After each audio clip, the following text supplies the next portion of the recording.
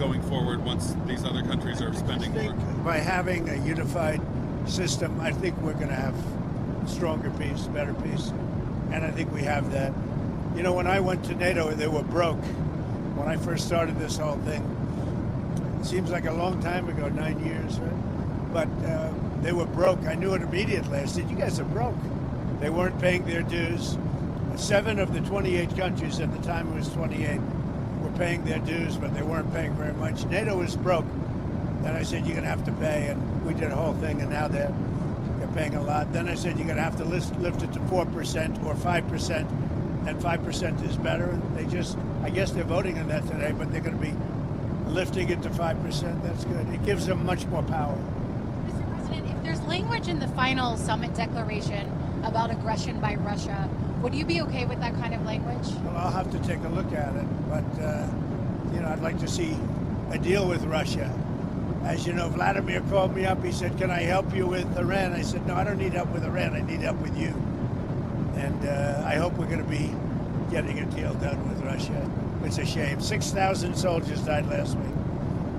More, 6,500 soldiers died last week.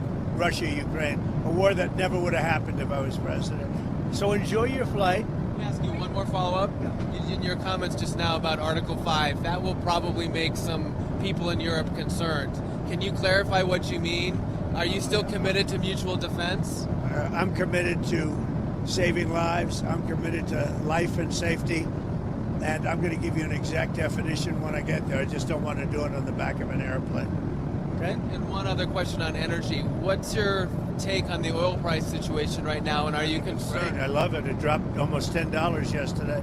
I put out a statement, get it down, because a lot of people aren't able to do things when the energy goes down. We're going to have a lot less conflict. So it came down, and our energy department's doing a great job. We're drilling like we've never drilled before. We're keeping it down. We're going to keep it down until all these wars are settled. Thank you very much, everybody. I'll see you. Iranian sleeper cells in the United States. Biden led a lot of supercells, and Biden was an incompetent president, had no idea what he was doing.